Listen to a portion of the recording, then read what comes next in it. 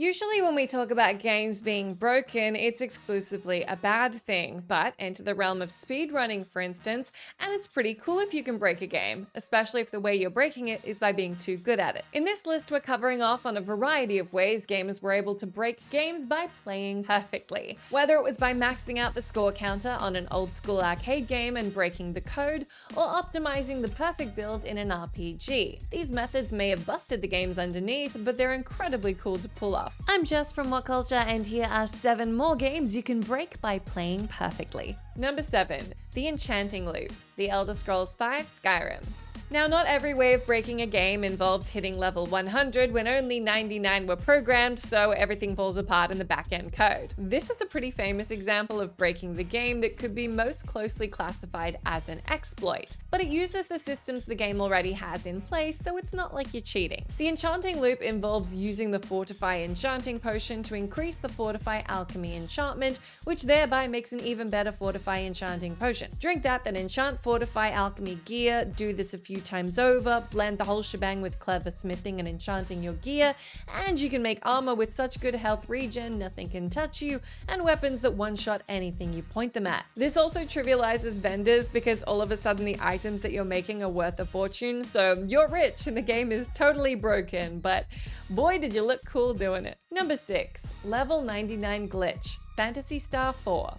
That's enough of using the actual systems built into RPGs in order to break them. Let's instead talk about a different game that will just absolutely screw you if you happen to be way too good at it. Breaking a game because you nailed the perfect combat approach is one thing, but what if you're playing a JRPG and you just really love grinding for levels? Usually that'd be a great thing. More levels, better stats, higher chance of success in combat. Unless of course you're playing 1995 Sega RPG Phantasy Star 4, which had a pretty peculiar glitch that would tank your character's stats if they passed level 99. It's pretty unlikely you'd be able to achieve this, but the few who did noticed that the developers had clearly subbed out a level cap for a glitch that would gradually level your characters down a level for every new number you would have hit over the cap of 99. When it comes to a time sync RPG, or any RPG for that matter, this is really not what you want, but it is a prime example of being punished for playing perfectly.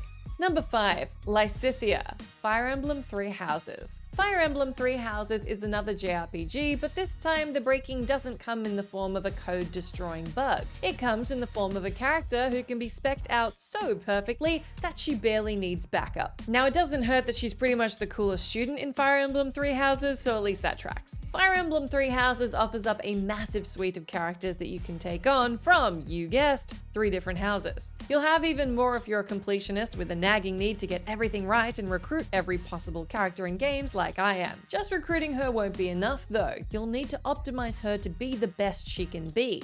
And that isn't to become the Gramarye class most people pop her into, but a Dark Knight. Do this and give her the 2+ range relic and stick a dancer by her side, and she'll one-shot any boss in front of her.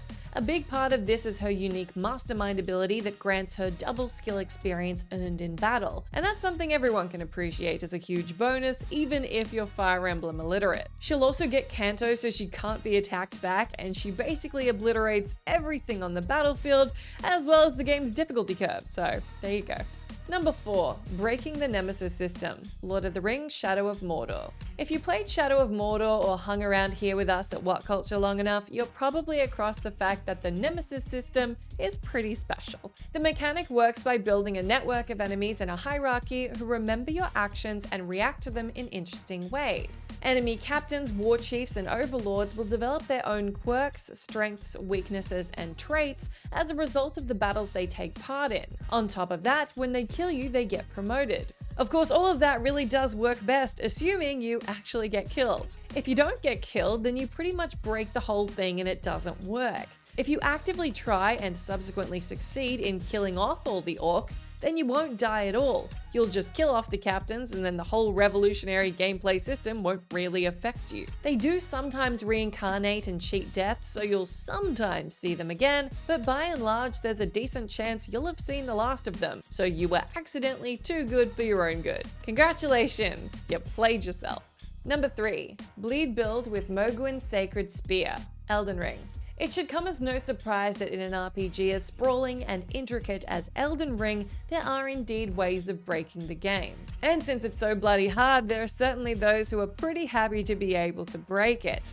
Now there's a ton of different ways to go about this and a lot of OP interesting builds to play with, but we're going to put the spotlight on a very effective OP bleed build. Whatever the magic is in stacking bleed damage in video games, it's clearly working. For this method, players grab themselves MOHGWYN'S Sacred Spear, which is an absolute beast of a weapon that players everywhere are praying won't get the nerf treatment. Go on and thrust this bad boy up into the sky with the right build and you'll be doing tens of thousands of points of AoE damage. It applies a ton of blood loss buildup, but more importantly, you'll get hits that constantly scale up in damage. It has a huge fire damage AoE attack that just obliterates anything around you, and a good handful of other components making the already formidable build even stronger. Match this up with complementary talismans, utilize the blood loss stagger, and you should be able to combo lock bosses and romp your way through.